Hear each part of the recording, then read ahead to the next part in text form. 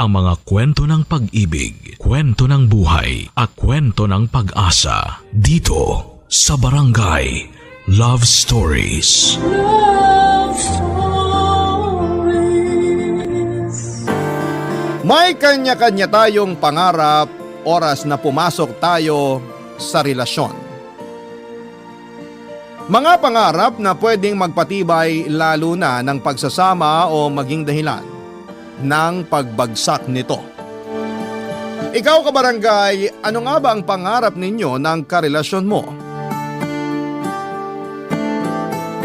Dear Papa Dudut, magandang araw po sa inyong lahat. Ako nga pala si PJ, 31 years old. Gusto ko lamang pong i-share ang kwento ko na nangyari may 1 taon nang nakakalipas.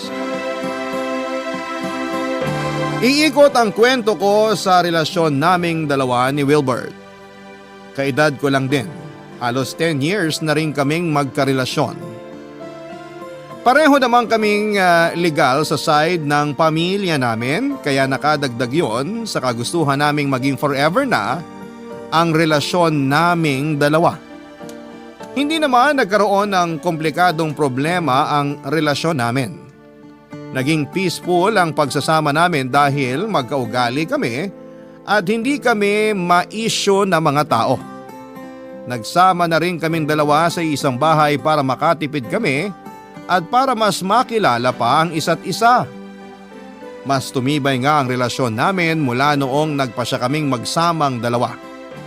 Mas minahal namin ang isa't isa at hindi ko inakalang posible palang pangarapin mong makasama ang isang tao hanggang sa ibang buhay. Ganon ko kamahal si Wilbert at alam kong ganon din naman siya sa akin. Tulad ng ibang magkarelasyon ay nangarap din kaming maging maayos ang buhay namin. Ninais naming maging stable sa buhay para sa future ng pagiging pamilya namin. Napag-uusapan namin yon madalas kaya marami na kaming naplano bago pa kami umabot sa punto na nagbalak na kaming bumili ng bahay at lupa. Kahit nga hindi naman ganoon kalaki ang sahod namin ay nagtiwala kami sa isa't isa na mabibili namin ang pangarap naming bahay tulad ng iba. Na-inspire kami sa mga group sa Facebook kung saan ay nakapagpatayo na ang karamihan ng bahay. Doon din kami nakakakuha ng paraan at tips para madali kaming makapag-ipon para sa pangarap naming bahay. Inipon naming lahat ng nakita namin at halos mapuno na ng screenshots mula sa Facebook ang aming mga cellphone. Natuwa lang din ako na dedicated at ganado rin si Wilbert para sa pagbili ng bahay. Kaya naman naging madali na ang pagkakaroon ng inspirasyon sa amin para ipagpatuloy ang plano namin, Papa Dudut.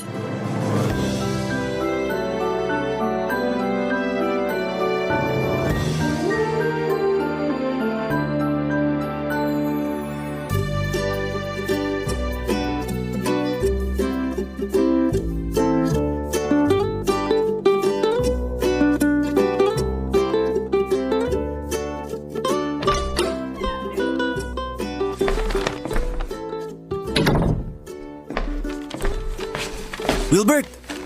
Oh, bakit ngayon ka lang umuwi ha? Di ka man lang nag-update. Mamaya ka na magbunga nga. Pero pag ikaw kahit mahal na araw, pwede.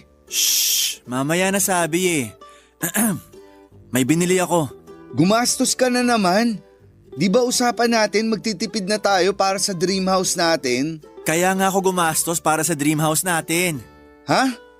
Ay, hindi kasi muna hintayin yung sasabihin ko bago magbunga nga eh. Sorry, na-stress lang ako nung sinabi mong may binili ka. Bumili ako ng arinola. Ayaw mo na ba sa banyo natin? Ha? Bakit kailangan mong bumili ng arinola? Di naman yan kasama sa budget kasi pwede naman tayong umihi sa banyo, di ba? Hindi naman natin iihian yung arinola. Huwag mong sabihing balak mo diyang kumain. Hindi tayo mayaman. Pero sobra naman na kung sa arinola pa tayo hihigop ng sabaw. Lalagyan natin to ng ipon natin para sa dream house natin. Parang mas kampante ako maglagay ng pera sa alkansya o sa bangko. Kasi yung Arinola, ihi ang iniipon dyan, di ba? Pakicorrect na lang ako kung mali. Ihi naman talaga. Akala ko hindi mo alam. Pero sabi ng matatanda, swerte kapag naglalagay ng pera sa Arinola. Mas mabilis ang pag-iipon. Kung ano-anong pamahiin ang nalalaman mo, PJ. Ano sa susunod? Yung rice cooker dapat lagyan na ng medyas para bumango yung paa. Ito naman, ayaw kong seryosohin. Paano ko ba naman kasi seseryosohin yung sinasabi mo? Naturuan ako nung bata pa ako na iniihian ng Arinola. Yun lang ang purpose niya sa buhay. Wala ba kayong pamahiin sa inyo tungkol sa Arinola? Ganito ba ang sagot ko kung meron? Kasi nga sa probinsya namin, uso ang paglalagay ng pera sa Arinola. Kaya nga sa mga sari-sari store pansinin mo, laging Arinola ang lalagyan. Lalo na kapag barya. Mas matunog, mas maingay ang swerte. Nakakita na ako ng mga tindahan na may pulang maliit na Arinola na nilalagyan ng pera. Pero akala ko na-recycle lang nila dahil baka butas na. Kaya mas magandang i-repurpose na lang. Ew, mas kadiri naman yung iniisip mo. Inihian na yung Arinola tapos i-repurpose para lagyan ng pera? Aba malay ko ba? Baka may pamahiin din na kapag pumanghi ang pera dahil sa Arinola, mas dadami. Bagong bili tong Arinola, no? Tsaka sakto pula para swerte. Parang sa mga Chinese. Baka naman pumanghi ang pera natin kapag nilagay at binabadyan ha. Gusto kong mainis sa'yo pero panalo kasi ang sense of humor mo eh. Kaya nga patay na patay ka sa akin, di ba? Ang kapal mo. Kasing kapal mo tong takip ng Arinola. Basta di yan mapanghi, okay lang na ikumpara mo ako dyan. Oh, basta. Mag-iipon na tayo. At dito natin ilalagay lahat sa Arinola na to. Malaki tong binili ko, hindi kagaya ng mga nasa store. Kasi malaki ang kailangan natin para makabili tayo ng bahay. Bakit ba ayaw mong idiretso na lang sa bangko yung ipon natin? Kasi nga raw swerte kung ipapadaan muna sa Arinola. Tuwing mapupuno ng pera tong Arinola, tsaka natin ibabangko. Ang proseso naman ng pamahiin mo? Kung di lang kita mahal. Kaya lang mahal mo ko, no? Kaya sa Arinola tayo mag-iipon. Mahal kita. Mahal din kita kahit magpapaniwala ka sa Arinola. Ipinagpatuloy namin ang usapan habang nagmemeryenda kami ng hopyang baboy at malamig na orange juice. Iyon kasi ang naging tradisyon namin tuwing pinagpaplanuhan namin ang future namin. Pakiramdam namin noon natutupad ang mga plano namin kapag sinasawsaw namin ang hopyang baboy sa nagyeyelong orange juice. Sinasabayan pa namin yon ng malakas na tawanan para marinig ng langit na kailangan naming matupad ang mga plano at mga pangarap namin. Kung hindi ba naman maingayan si Lord sa lakas ng tawa namin, ewan ko na lang talaga. Napag-usapan namin noon ng mga gusto naming bilhin sa bahay namin habang kaharap ang pulang Arinola. Bala ko noon na konting gamit lang ang bilhin para makasunod sa pagiging minimalist dahil yon ang uso. Kaya lang ay kinontra ni Wilbert dahil sabi niya, hindi pwede ang pagiging minimalist sa ating mga Pinoy. Lalo na tayong mga nasa low to middle income class dahil panigurado kahit mga paper bag mula sa restaurant na hindi mo naman magagamit ay itatago mo pa rin. Umaasa kasi tayong magagamit pa rin natin yon balang araw kahit na hindi naman natin alam kung kailan. Marami pa kaming napag-usapan at hindi sana kami titigil kung hindi lang namin napansin ang mabilis na paggalaw ng mga kamay ng orasan. Oras na para magpahinga dahil kailangan muli naming magtrabaho kinabukasan para sa mga pangarap namin. Sa pangarap naming tahanan. Bago kami nahiga ay humarap pa kaming dalawa sa malapad naming salamin sa kwarto. Pinagmasdan namin ang bawat isa at saka ngumiti. Binulungan ako ni Wilbert at sinabing balang araw mas maganda na ang isusuot naming pangtulog. Binulungan ko rin siya at sinabing balang araw ay maganda na ang bahay na pagtutulugan naming dalawa. Napangiti kaming pareho sa mga bulong namin at saka nagpa siya na humiga sa kama para magpahinga. Hanggang sa panaginip ay umabot ang pangarap kong bahay para sa amin ni Wilbert.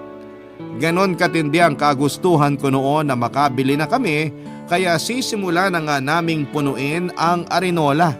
Hindi ng ihi kundi ng pera. Mabilis lang sana ang pag-iipon kung walang problemang biglang darating sa harapan mo. Inaasahan ko naman nang may mga problemang haharang sa pag-iipon namin. Kaya lang ay hindi ko inaasahan kung gaano yon kabigat. Papa Dudut.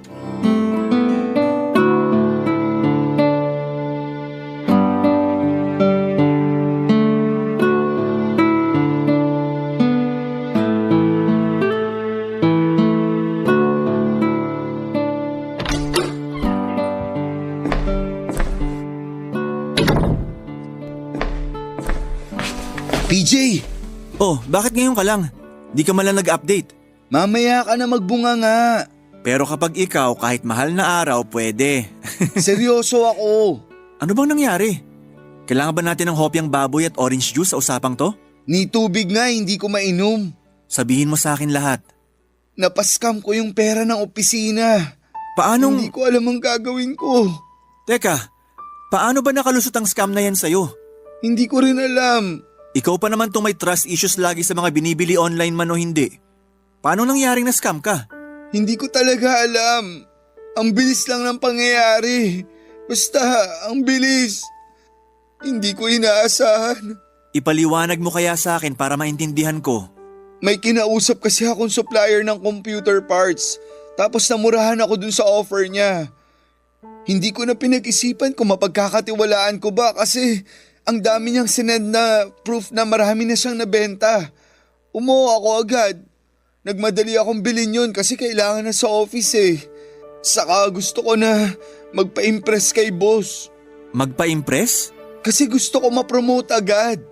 Kapag nakakuha ako ng magandang deal sa computer parts na kailangan ko, sigurado na ang promotion sa akin. Ay, at anong nangyari? Napatalo ko. Hindi na ba nagawa ng paraan para maibalik yung na-scam? Hindi ko muna na-report kay boss kasi natakot na ako eh. Alam kong palpak na. Sinubukan ko namang ayusin ng ako lang. Tinawagan ko yung bangko pero wala na ring nagawa. After nyan, sinabi mo na sa boss mo. Hindi pa. Wilbert, sabihin mo na. Sasabihin ko lang sa kanya kapag may pangbabahid na ako. Malaking halaga ang kailangan ko. Saan ka nyan kukuha? Sa Arinola. Wilbert! PJ, intindihin mo naman ako. Gusto kitang intindihin, pero hindi magiging sapat yung nailagay natin sa Arenola para sa ipangbabahid mo sa boss mo. Uutang ako. At saka meron naman tayong ibang naitabi sa bangko, di ba? Di hamak na mas malaki kesa dun sa laman ng Arenola natin. Oo, pero… Ibabalik ko rin, pangako. Suportahan mo na lang muna ako. Kasi kung hindi ko maibabalik yung pera, matatanggal ako sa trabaho. Pag natanggal ako sa trabaho, paano yung hulog sa Arenola? Paano yung pangarap nating bahay? So babalik tayo sa simula. Sorry kung ganun ang mangyayari. Kukunin ko lang sa kwarto yung Arenola. Bumili ka ng hopyang baboy at magtitimpla ko ng orange juice. Pag-uusapan natin yung susunod na gagawin. Nakabili na ako ng hopyang baboy kanina pa. Nasa loob ng bag ko. Alam kong kakailanganin natin yun ngayon. Magtimpla ka ng orange juice. Kukunin ko lang yung Arenola. Mabigat ang loob kong kinuha ang pulang Arenola sa ilalim na parte ng cabinet namin. Niyakap ko pa yon bago balikan si Wilbert sa sala. Nakapagtimpla na siya ng malamig na orange juice at nailabas na rin sa kanyang bag ang hopyang baboy. Inalok na niya sa akin ang mga yon bago kami nagsimulang pag-usapan ang susunod na plano. Nawala ng tamis ang orange juice sa akin. Hindi ko na-enjoy ang hopyang baboy tulad ng dati. Napakabigat ng nangyari kay Wilbert na kinailangan naming umatras sa pangarap naming bahay.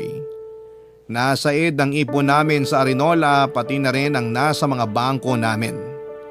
Naiyak na lamang ako noon pero wala na akong magawa pa kundi ang tulungan at suportahan siya.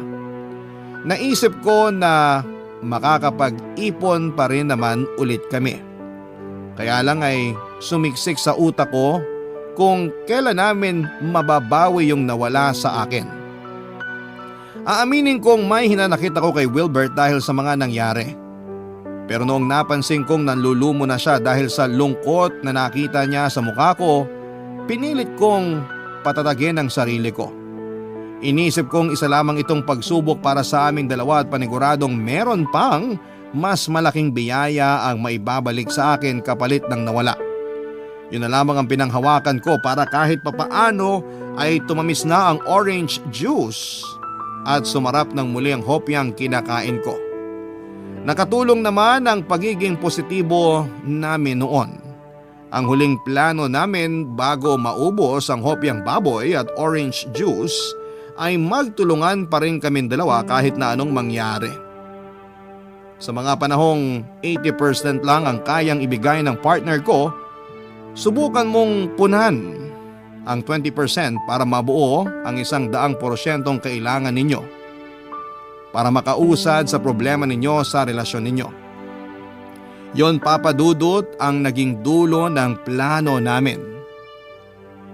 Nakagaan yon kahit papaano sa amin at pinagdasal ko na lamang din na mapuno muli ang pulang arinola na pinanghahawakan kong makapagdadala ng swerte sa buhay at sa mga pangarap namin.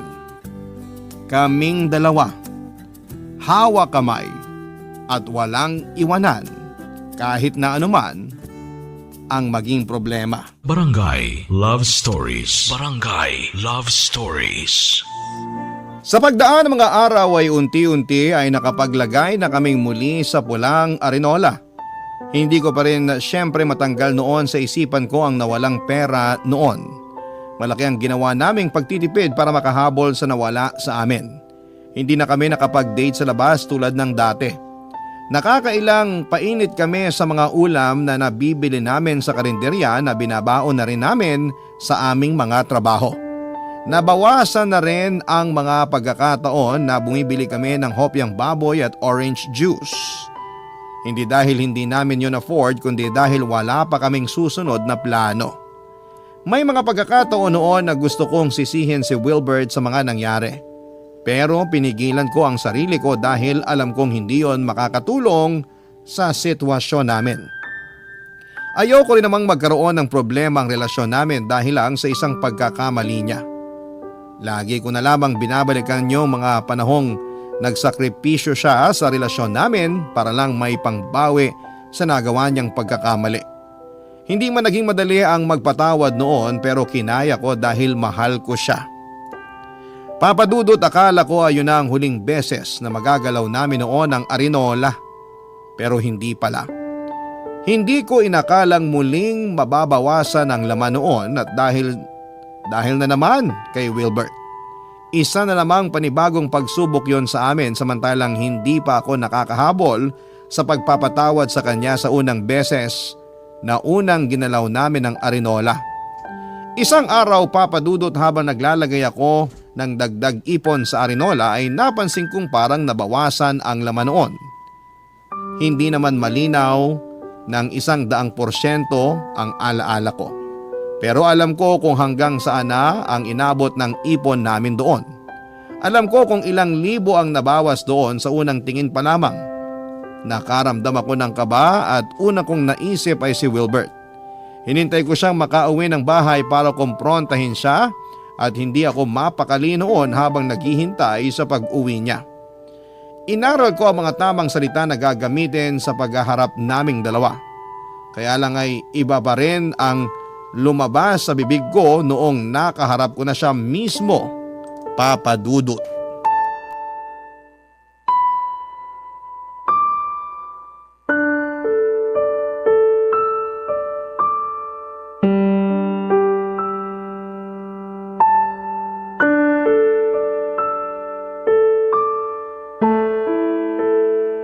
Usap tayo, Wilbert. Urgent ba yan? Pwedeng maligo muna? Nanlagkit ako sa traffic kanina eh. Mabilis lang to. Kung saglit lang naman pala yan, hayaan mo muna ako makaligo para tuloy-tuloy na tayo sa pag-uusap. Ay, oo nga pala, may gusto akong panoorin. Umupo ka na, kailangan na natin mag-usap. May nangyari ba? Bakit ang seryoso mo? May nangyari? Ikaw nga dapat ang unang makakasagot niyan. Wag mo naman akong daanin sa mga ganyang tanong. Alam mong mahina ako sa ganyan. Diretsahin mo na lang ako. Anong nangyari sa arinola? Nasa ilalim ng cabinet. Hindi yan ang sagot na kailangan ko. Ano bang sagot ang gusto mo? Eh hindi nga malinaw ang tanong mo. Wilbert, alam mo kung ano pinupunto ko rito. Alam mo kung ano isasagot sa tanong ko. Sa hindi nga, anong gusto mong gawin ko? Saan mo dinala ang ibang pera sa Arinola? Ha? Ngayong diretsahan ng tanong hindi ka bigla makasagot? Hindi ko alam. Wilbert! Kumuha ako ng konti. Ilang libo yung konti? 10,000. At kailan mo balak sabihin sa akin na kumuha ka ron nang walang paalam sa akin? Ibabalik ko rin naman. Hindi kaso kung ibabalik o hindi. Kumuha ka nang walang paalam. Pera ko rin naman yun. At pera ko rin yun! Hindi ko ginamit sa mali ang perang kinuha ko ron. Ginamit ko para sa pagpapa-ospital ni Bunso. Nakiusap si nanay sa akin para tumulong ako kasi walang-wala rin sila. At bakit hindi mo sinabi sa akin ang sitwasyon ng kapatid mo? Bakit ngayon ko lang ito nalaman? Ayaw na sana kitang abalahin. Kasi alam ko namang problemado ka pa mula dun sa kinuha ko last time. Ayun na nga eh. Alam mo namang problemado pa rin ako ron.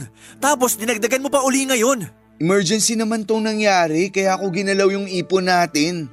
Buhay na ng kapatid ko ang nakasalalay dun. Mas importante yun kaysa sa pangarap mong bahay. Naiintindihan kong importante ang buhay ng kapatid mo. Pero sana man lang sinabi mo sa akin. Partner mo ako. Kailangan ko ring malaman. Lalo na't pera natin ang ginamit mo para sa kapatid mo. Di sorry. Kung napipilitan ka lang sa sorry na yan, bawiin mo na lang. Nag-sorry ako kasi gusto ko na lang matapos tong usapan na to. So napilitan ka nga. Bahala ka na nga dyan. Saka mo na lang ako kausapin kapag naiintindihan mo na ako. Huwag mong asahan na mangyayari yan anytime soon. Hindi talaga kami nagkaayos kagad ni Wilbert Papadudut. Nagpataasan kami ng pride at siya rin naman ang naunang nagpakumbaba dahil alam niyang may mali siya. Nakipag-usap siya sa akin para maresolbahan namin ang problema dahil nasa iisang bahay lamang kami at hindi namin pwedeng maiwasan ang isa't isa. Nakipag-cooperate naman siya at ganon din ako dahil gusto ko na ring magkaayos kami. Pero kinailangan ko munang ipaintindi sa kanya ang ginawa niya. Nagpatuloy naman ang pagpapakumbaba niya at na-appreciate ko yon. Nagsorry ako sa kanya at pinag-usapan kung paano kami makakabawi. Hindi rin kasi biro ang kinuha niyang pera dahil nga nagsisimula pa lamang kaming muli sa pag-iipon. Inamin ko sa kanyang masama ang loob ko at humingi muli siya ng sorry. Nakokonsensya raw siya dahil kailangan naman daw talaga magpaalam siya sa akin. Kaya lang ay emergency daw kasi yon at natakot siya na baka hindi ako pumayag. Nasaktan naman ako sa sinabi niya dahil parang wala siyang tiwala na gusto kong tumulong sa pamilya niya. Hindi ko na lamang pinalaki pa ang issue para makapag-move forward na kami sa buhay. Nangako si Wilbert na babayaran niya ang kinuha niyang pera na ginamit niya sa pagpapaospital sa kapatid niya. Pinangako rin niya na mas malaki na ang ilalagay niya kumpara sa akin, lalo na at may nauna na rin siyang kinuha mula sa ipon namin. Nalungkot ako dahil malaki ang sinakripisyo ko sa araw-araw at nagtitiis akong hindi bumili ng mga gusto ko para lamang makapag-ipon kami. Pero napakadali para sa kanya na kunin ang perang sabay naming inipon. Kaya lang nangyari na at wala naman akong magagawa pa. Pagkatapos noon ay nawala na ako ng tiwala kay Wilbert pagdating sa pera namin sa Arinola. Lagi ko na yung binabantayan at madalas ay hindi na ako mapakali noon kapag nasa loob siya ng kwarto na mag-isa at kasama ang Arinola. Hindi ko naman yon sinabi sa kanya dahil masasaktan siya. Pero nahalata niya dahil minsan ay nahuli niya akong binibilang ang laman ng Arinola, Papadudut.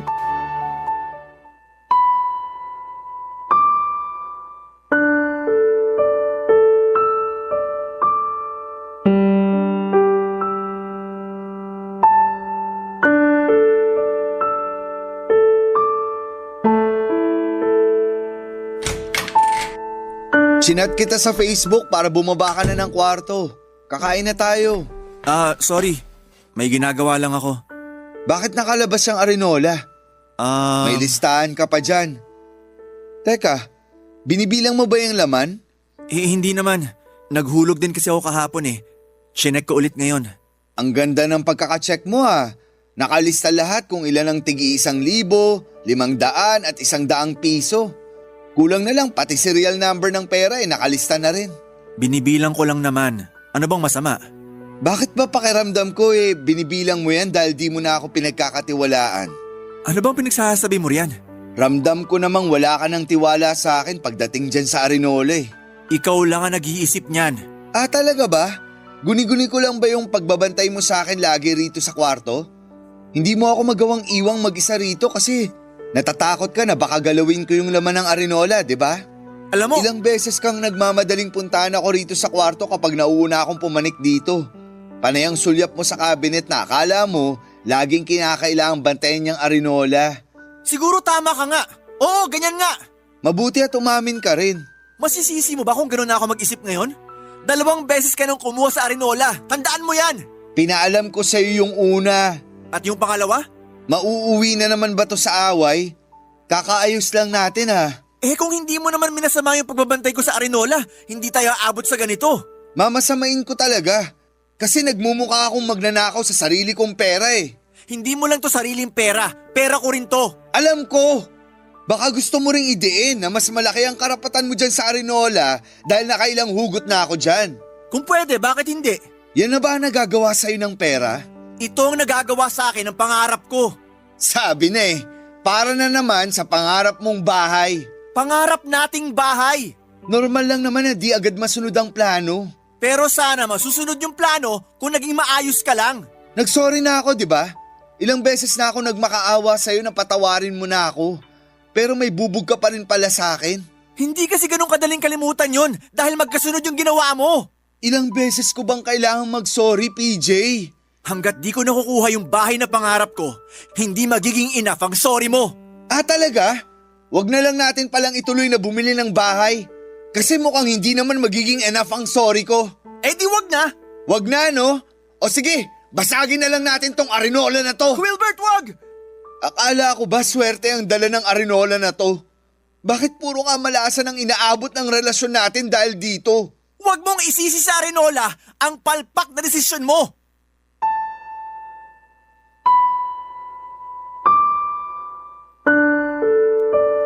Papadudot lalong umaapaw ang galit ko nang tinuloy-tuloy ni Wilbert ang pagsira sa Arinola.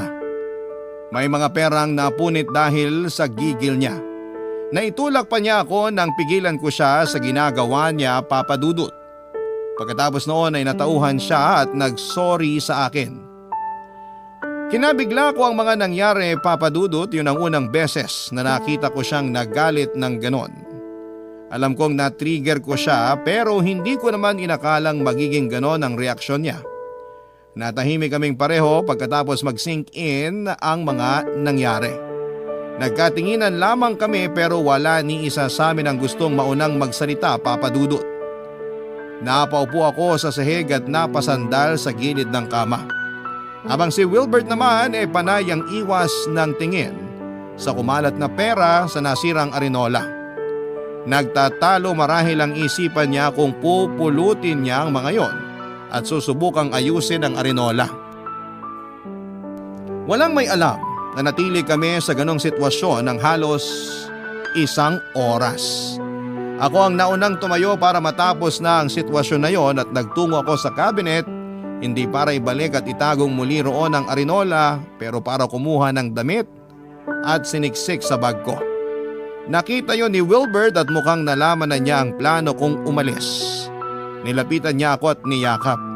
Sinabihan niya yon ng iyak at nadala ako doon. Nabitawan ko ang bag na hawak ko at napakapit sa kanya. Gumaan kahit papaano ang loob ko sa yakap at iyak na yon, kaya lang ay hindi mawala sa isipan ko ang mga nangyari bago yon. Hindi ko rin matanggal sa isipan ko kung ilang beses sinubok ni Wilbert ang tiwala at pasensya ko. Pinagdasal ko na sana iyon na ang huling beses na magtatalo kami pagdating sa pera. Pinagdasal ko na sana hindi na muling magkaroon ng problemang pinansyal si Wilbert para hindi na muling matukso ang mga kamay niya para kumuhang muli sa Arinola, Papadudot. Barangay Love Stories. Barangay Love Stories. Matapos ang naging gulo sa pagitan namin ni Wilbert ay nagkaayos din naman kami. Nagkaroon muna ng konting ilangan bago kami nakabalik paunti-unti sa dati. Inayos namin ang nabasag na arinola. Yun pa rin ang ginamit naming lagayan ng pera. Pansin ang bakas ng pagkasira ng arinola kahit maingat naman naming dinikit-dikit lahat ng parteng nabasag. Hindi na ngayon maibabalik tulad ng dati, malaki na ang naging lamat mula ng unang beses po itong mawasak. Bigla ko tuloy naisip ang nangyari sa relasyon namin ni Wilbert Papa Dudut. Tulad ng isang arinola. Nagkaroon na rin ng lamat ang aming relasyong dalawa at hindi man namin kaagad inamin. Pero ramdam naman namin sa bawat tingin ang problema. Hindi na katulad ng dati ang lahat pero hindi na rin kami nag-aaway.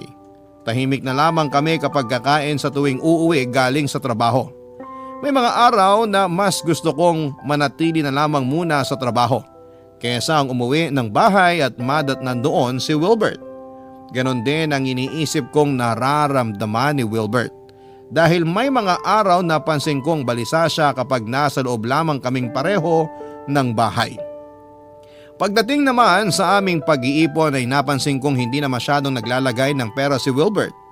Hindi ko naman siya sinabihan o pinupuna dahil sa takot na baka mauwi na naman kami sa away tulad ng dati. Kinakatakutan ko na umabot kami sa isang maliit na away dahil paniguradong lalaki yon tulad ng dati.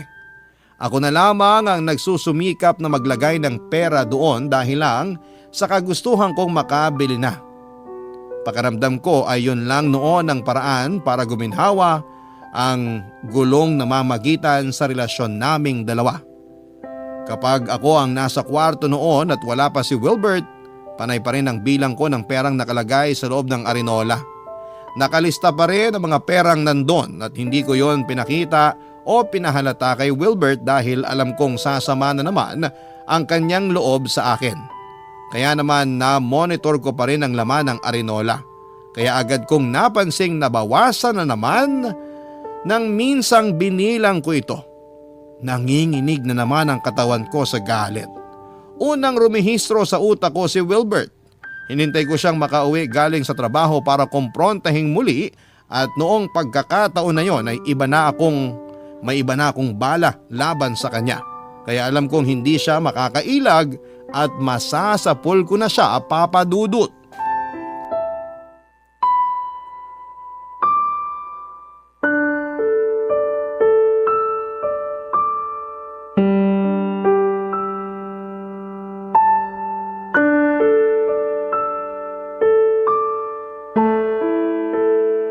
Amoy ala ka. Nagkayayaan lang kasama mga katrabaho. Kahit nakainom ka, kaya mo bang makipag-usap sa akin? Nakikipag-usap naman ako sa'yo ngayon. Maayos pa naman ako. Sa bagay, mas maganda makipag-usap sa lasing kasi paniguradong hindi raw magsisinungaling. May problema na naman ba, PJ? Siguro. Diretsahin mo ko. Alam mong ayoko ng ganyan. Okay. Bakit kumuha ka na naman ng pera sa arinola? Nagbilang ka ulit nung wala ako? Di na talaga mapirmi ang trust issues mo, no? Sabihin mo nga sa akin kung paano mawawala ang trust issues ko. Pinatunayan mo na naman sa akin na tama lang ang ginagawa kong pagdududa sa'yo. Papalitan ko rin. Kailan pa? Hindi ka pa nakakapagbayad sa una't pangalawa, tapos kumuha ka pa. Pag sinabi kong papalitan ko, papalitan ko.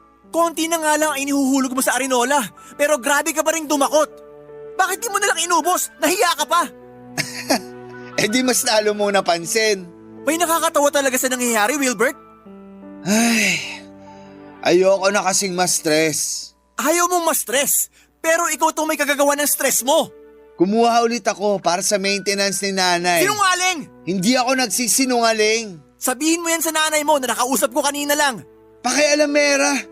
Talagang pati nanay ko dinamay mo pa rito. At bakit hindi? Ikaw ang unang nandamay sa kanila dati, di ba? Bukas na lang tayo mag-usap. Paano mo nagawang magsinungaling tungkol sa kapatid mo? Ano? Hindi naman pala na ospital ang kapatid mo. Paano ka nakagawa ng ganun pagsisinungaling tungkol sa buhay ng isang tao? PJ! Yung totoo lang ang kailangan ko. Kung ayaw mong basagin kung arinola na yon sa mukha mo. Gusto mong malaman lahat? Dalian mo! Yung pangalawang kuha ko sa Arinola, ginamit ko para ipangsugal. Para mabilis ako makabayad sa una kong atraso sa'yo. Sa ipon natin. Hindi kita minadali na magbayad. At talagang sa sugal ka pa kumapit? Yun lang ang paraan na alam kong mabilis. Ay. At dun sa unang beses na kumuha ako sa Arinola, Please, sabihin mong tungkol talaga yan sa na-scam sa'yo sa trabaho. na-scam naman talaga ako. At? Na-scam ako pero hindi sa trabaho. Na-scam ako ng isang babae. Ituloy mo! May naka-video call akong babae. Nakalandian. Habang tulog ka, may ginawa kami habang nagvi-video call. Hindi ko alam na na-record ng babaeng yun yung ginagawa ko at ginamit niya yun para i-blackmail ako. Malaking halaga yung kailangan niya at wala akong magawa. Doon totoong napunta yung unang pera na kinuha ko sa Arinola. EJ, I'm sorry. Isang beses lang naman yun. Hindi ko na inulit.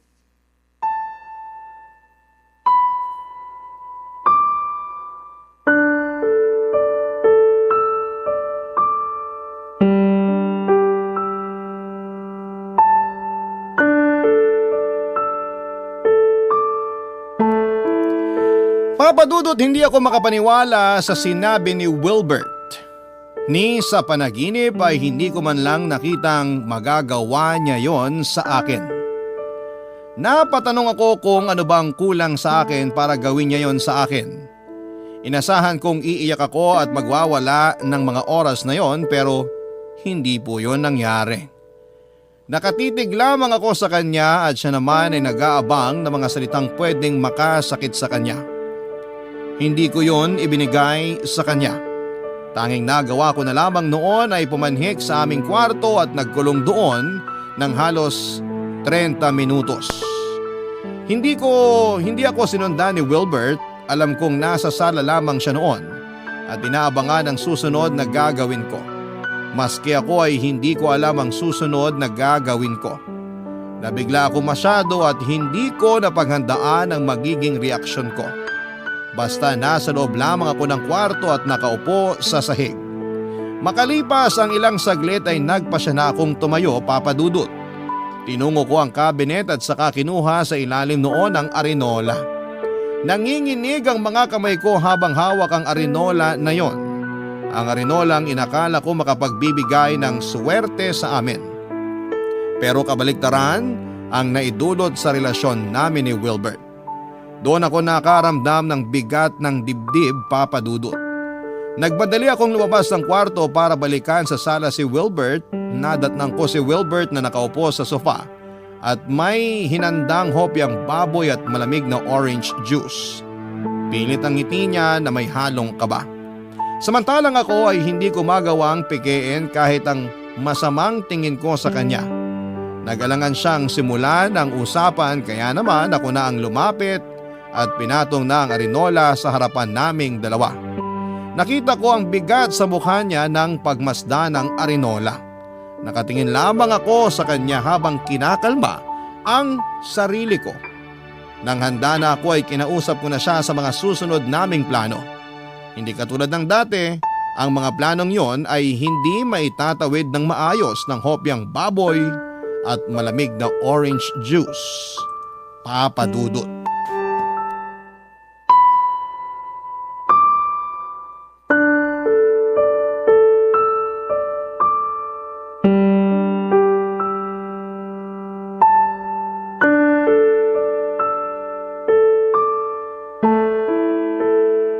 Kumain ka muna.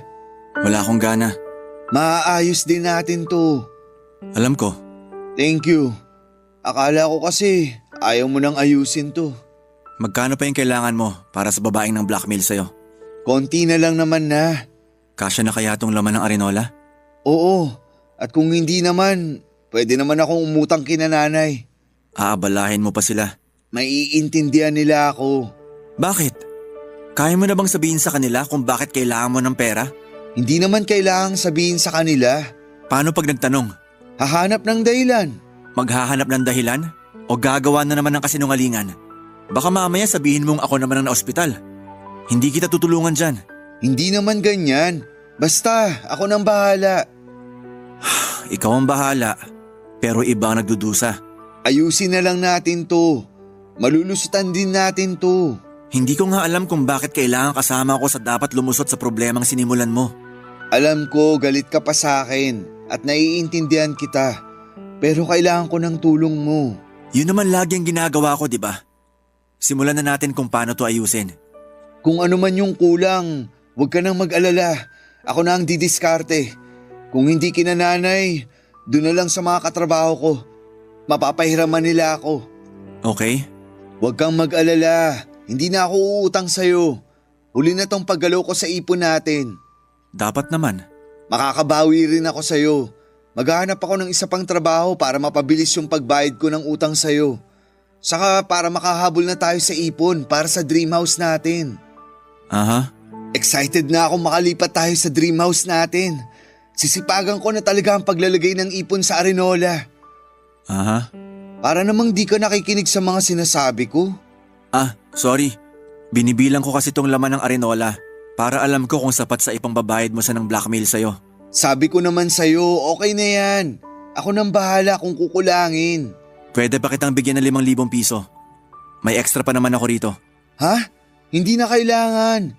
Nakakahiya na. Tanggapin mo na. Huli na rin naman. Ang laki na nang naitulong mo sa akin. Hindi ko na kayang tanggapin yan. Pero kung maluwag naman sa loob mo… Kunin mo na tong 5,000 piso. Pagkatapos nun, kunin mo na rin lahat ng gamit mo rito sa bahay at umalis ka na. Ha?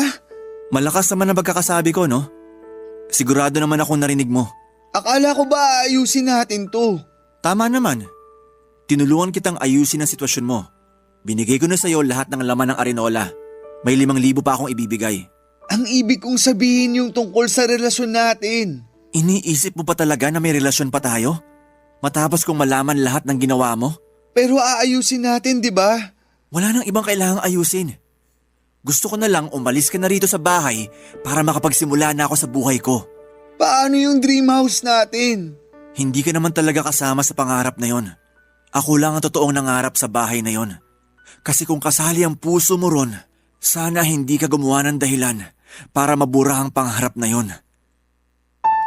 Inabot ko na ang 5,000 kay Wilbert at binilinan siyang umalis na rin ng araw na yon. Hindi niya yon tinanggap kaya naman nilapag ko na lamang sa lamesa. Inulit ko ang mga sinabi ko baka lang sakaling hindi na proseso ng utak niya lahat ng mga nangyari. Hindi siya nakapagsalita at nakatingin lamang siya sa 5,000 pisong pinatong ko sa mesa. Nagpa siya akong umalis muna ng bahay, Papa Dudut. Bago ako lumabas ng bahay ay inulit ko ang pagpapaalis ko sa kanya. Sinabi kong babalik ako ng bahay oras na makaalis na siya. Hindi pa rin niya ako inimik. Nanatili lamang siyang nakaupo at tila nagtatalo ang isipan at puso niya sa gagawin. Hindi ko alam kung saan ako pupunta noon hanggang sa dinala ko ng mga paa ko papunta sa simbahan. Nagkataon nakakatapos lang ng misa at pasarado na ang simbahan. Naupo ako sa pinakadulong upuan at doon ay bigla akong napabulalas ng iyak. Nabigla ako sa mga nangyari dahil akala ko ay wala na akong luhang mailalabas. Pero doon lang nag-sink in sa akin lahat ng sakit na idinulot ni Wilbert sa akin. Madaling araw na ako nang makauwi at pagkarating sa bahay ay wala na mga gamit ni Wilbert. Pero hindi niya kinuha ang 5,000 piso at ang laman ng Arenola. Nanikip ang dibdib ko nang ma-realize kong tapos na nga talaga kaming dalawa. Sinimulan kong muli ang pag-iipon para sa dream house ko kahit na wala na akong katuwang. Bumili ako ng panibagong Arenola kung saan ko nilagay ang ipon ko. Inabala ko ang sarili ko sa pagtatrabaho at nagsimula na rin akong magnegosyo ng pet supplies. Mabilis lang napuno ang Arenola. Sa tuwing napupuno yon ay diretso na kaagad sa bangko. Mabilis lang na lumipas sa mga araw at nakaipon na ako ng sapat na pera para may pang down payment sa bahay na napili kong bilhin. Napaiyak na nga lang ako sa mga nangyari, hindi dahil sa lungkot o sakit, kundi dahil sa saya. Saya na akala ko ay tapos na ang pangarap kong magkaroon ng bahay dahil nawala si Wilbert. Pero hindi pala. Nag-iba lang ang direksyon at oras pero natupad pa rin ang pangarap ko. Nawalan lamang ako ng katuwang sa pangarap na yon pero inabot pa rin sa akin ni Lord ang lahat dahil siguro yun naman ang pinakamagandang plano. Papadudot, may mga taong makakasama mo sa pagbuo ng pangarap. Pero hindi pa rin natin masisiguro kung makakasama natin sila sa dulo para mabigyan ng katuparan yon. Pero kahit na ganoon man ang nangyari ay nagpapasalamat pa rin ako dahil mas lalo akong tumatag sa pagkawala ni Wilbert at mas lalo ako nagkaroon ng drive para bigyang katuparan ng mga pangarap ko. Hanggang dito na lamang po ang aking liham. Maraming salamat po at nagawa ninyong ibahagi ang aking buhay sa lahat ng inyong mga masusugid na tagapakinig sa Barangay LS. Muli maraming salamat po. Ang inyong forever kapuso at ka-barangay, PJ. Nagustuhan ng iyong napakinggan? Ituloy yan via live stream sa www.gmanetwork.com/radio. Barangay LS 97.1 Forever